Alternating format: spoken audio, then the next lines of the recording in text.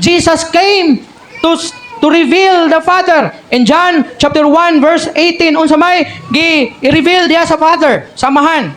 John 1:18.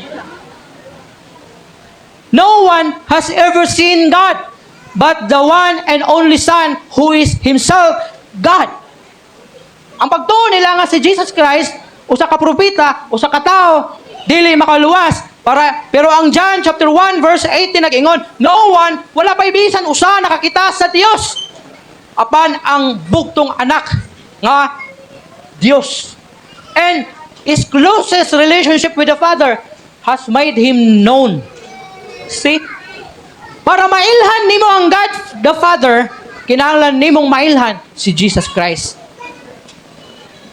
People misunderstood God as distant, layo sa nga ang Ginoo daw, layo kaayo. Ang Ginoo kanang dali ra masuko. Ang Ginoo unapproachable, dili maistorya, dili maduol. But Jesus came to reveal God's love, mercy, and sa pagyod, presence. Sabot pasabot. Pinaagi kang Hesukristo gipailan niya nga si Jesus, nga ang God the Father maluluyon, may gugmaon, ipadayag niya yang kaugalingon diya sa iyang anak nga mao si Jesus Christ.